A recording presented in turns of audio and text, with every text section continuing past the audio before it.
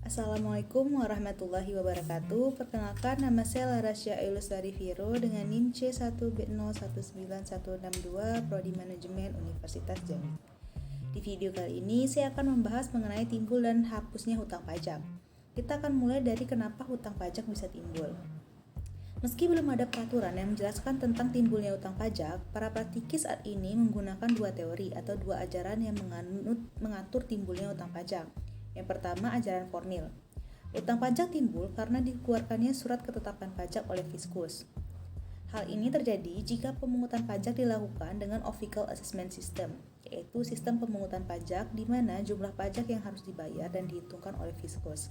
Kemudian Fiskus akan mengirimkan surat pemberitahuan terkait jumlah yang harus dibayar kepada wajib pajak. Yang kedua, ajaran material.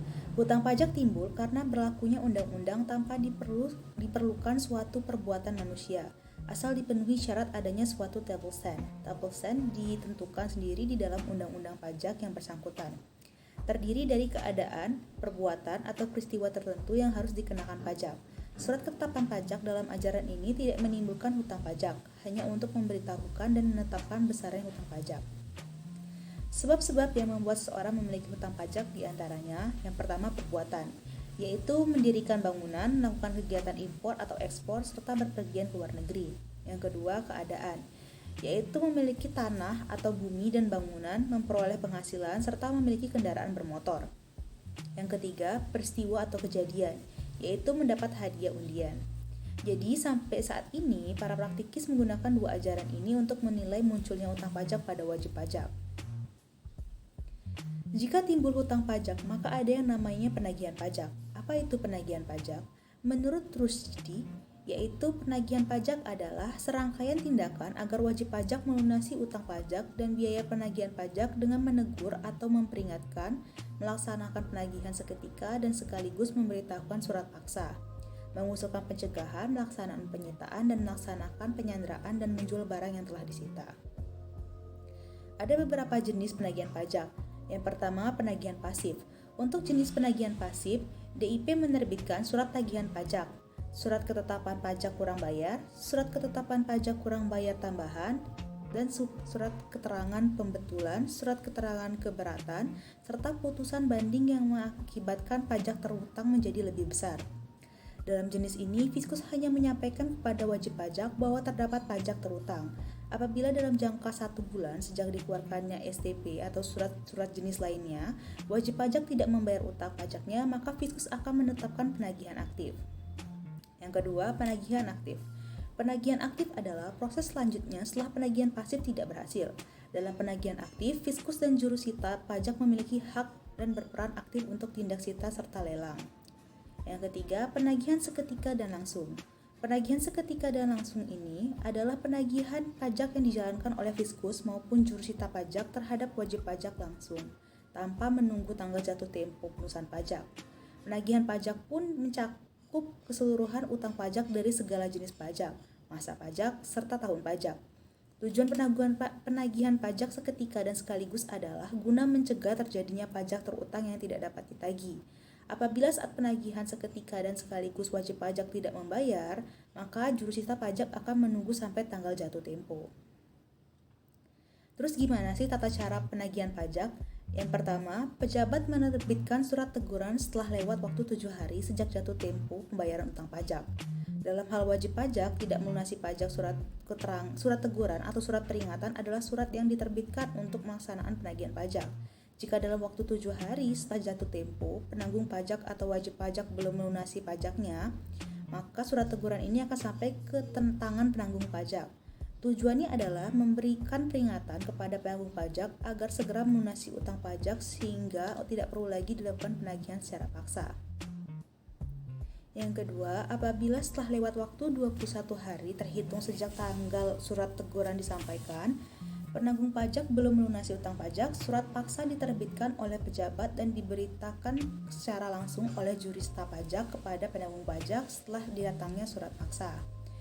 Wajib pajak wajib melunaskan pajaknya dalam waktu 2 kali 24 jam agar tidak ada tindakan pemblokiran rekening, pencegahan ke luar negeri, hingga penyanderaan paksa badan, dengan catatan diragukan itikat baiknya dan memiliki utang pajak minimal 100 juta. Penerbitan surat paksa ini dikenakan biaya senilai 25.000. Yang ketiga, apabila setelah lewat waktu 2 kali 24 jam sejak tanggal surat paksa diberitakan, penanggung pajak belum melunasi uang pajaknya juga, pejabat menerbitkan surat perintah melaksanakan penyitaan dan jurista pajak melaksanakan penyitaan terhadap barang milik penanggung pajak. Ada biaya yang dikenakan untuk surat ini yaitu 75.000. Biaya ini digunakan untuk pelaksanaan sita. Penyitaan tidak semata-mata bertujuan untuk menjual barang milik penanggung pajak, melainkan petugas menggunakan barang-barang tersebut sebagai jaminan agar penanggung pajak melunasi pajaknya. Dalam hal penyitaan dilakukan terhadap harta kekayaan penanggung pajak yang tersimpan pada LJK dan LJK lainnya atau entitas lain. Pejabat melakukan permintaan pemblokiran terlebih dahulu. Jadi, penanggung pajak masih memiliki kesempatan untuk melunasi pajaknya selama 14 hari terhitung dan penyitaan harta penanggung pajak. Jika dalam 14 hari penanggung pajak masih belum membayarkan utang pajaknya, maka akan diterbitkan pengumuman lelang.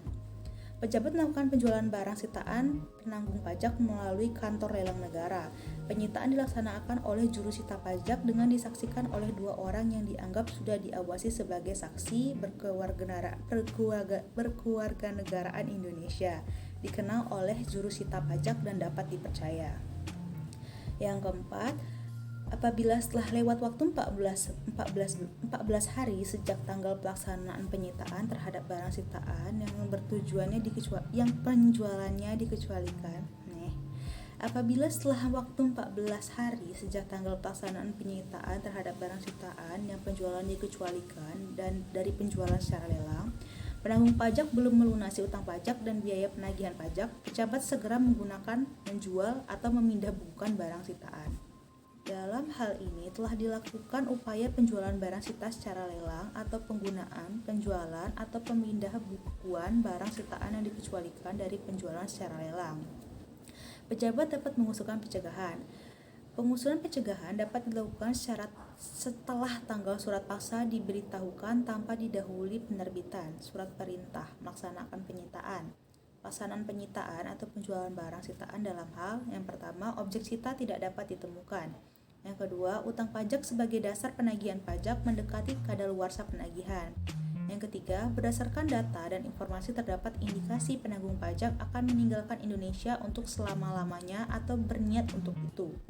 Yang keempat, terdapat tanda-tanda bahwa badan akan dibubarkan atau dilakukan perubahan tertentu. Yang kelima, terdapat tanda-tanda kepalitan atau dalam keadaan palit. Dalam hal terdapat penanggung pajak telah dilakukan pencegahan. Penyanderaan dapat dilakukan terhadap penanggung pajak dalam jangka waktu paling cepat 30 hari sebelum berakhirnya masa pencegahan atau berakhirnya masa perpanjangan pencegahan. Nah, hutang pajak itu dapat dihapus loh. Ada beberapa cara untuk menghapus hutang pajak. Yang pertama itu melalui pembayaran. Cara pertama menghapus utang pajak adalah dengan membayar pada negara pembayaran secara lunas dalam bentuk jumlah uang oleh wajib pajak ke kas negara. Dalam hal ini, wajib pajak dapat membayarkan sendiri atau mengusahakannya pada pihak lain, selama pihak tersebut bertindak atas nama wajib pajak yang memiliki utang pajak.